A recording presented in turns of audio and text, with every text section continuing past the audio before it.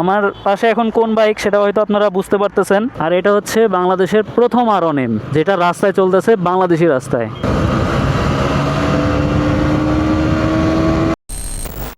এখানে এর আগের ভিডিওতে তো বলছিলাম যে চলো রেস দেই, কিন্তু ওই ভিডিওতে তো রেস দেওয়া হয় নাই। অনেকেই বলছে যে গালিবের গাড়ি নাকি রাস্তায় চলে না, শুধু গ্যারেজেই পড়ে থাকে। তো চলো আজকে একটা রেস হয়ে যাক। আর এখন তোমার বাইকে যে মডিফিকেশনটা করছো একদম R1 করে ফেলছো, এই অবস্থায় দেখা যাক R15 ভার্সন 3 পারে নাকি R1M পারে। হয়ে যাক একটা রেস। তুমি যে মডটা দিছো লুকসের দিক থেকে একদম R1M, সবকিছু R1M, শুধু 1000 সিসির একটা ইঞ্জিন নাই। ইঞ্জিন হয়ে গেলে কি এই V3 ইঞ্জিন পানিতে ফালাই দিবা নাকি?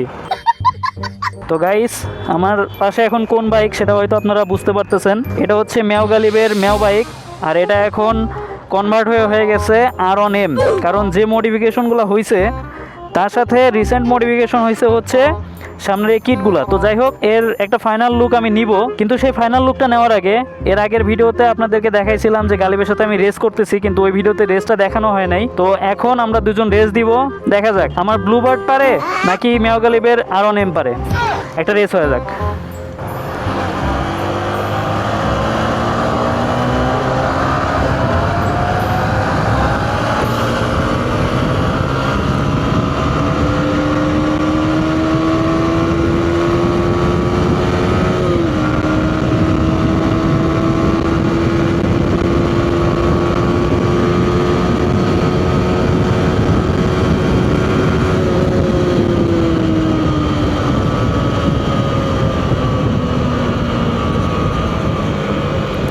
তো গাইস, যারা বলছিলেন যে ওর বাইকটা রাস্তায় চলে না, শুধু গ্যারেজে থাকে, তারা তো দেখতেই পারতেছেন ওর গাড়িটা চলতেছে। আর এটা হচ্ছে বাংলাদেশের প্রথম R1M, যেটা রাস্তায় চলতেছে, বাংলাদেশি রাস্তায়।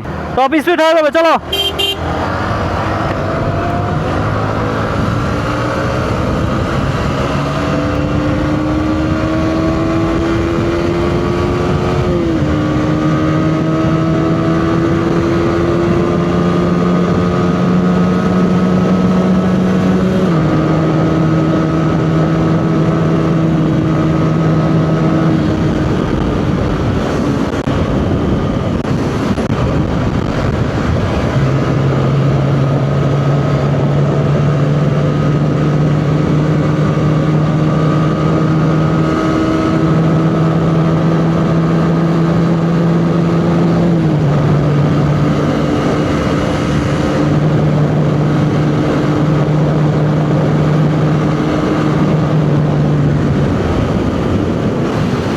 ওদিক দিয়ে ঘুরে আসি।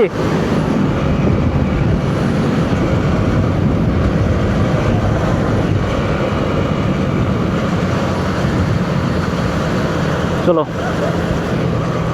সেই ফুটেজ আসতেছে, সেই কইলাম সেই ফুটেজ আসছে। চলো আরেকটা টান হয়ে যাক। এইটুকু। তো গাইস, যারা বলতেছিলেন যে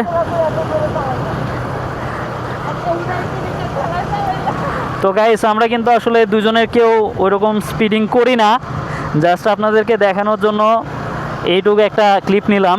তো গাইস, এই গাড়িটা কিন্তু রানিং অবস্থায় যা লাগতেছে একদম মাথা নষ্ট করা লুক।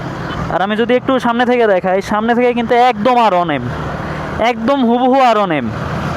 তো যাই হোক, এখন আসছি হচ্ছে মেডিকেলে, আর মেডিকেলের মধ্যে ঢুকবো, ঢুইকা বাইকের একটা শ্যুট নিব, আপনাদেরকে দেখাবো যে এই বাইকটা কেমন মডিফিকেশন হয়েছে, কি কি কিট লাগানো হয়েছে, কিভাবে লাগানো হয়েছে, সবগুলো আপনাদেরকে দেখাবো।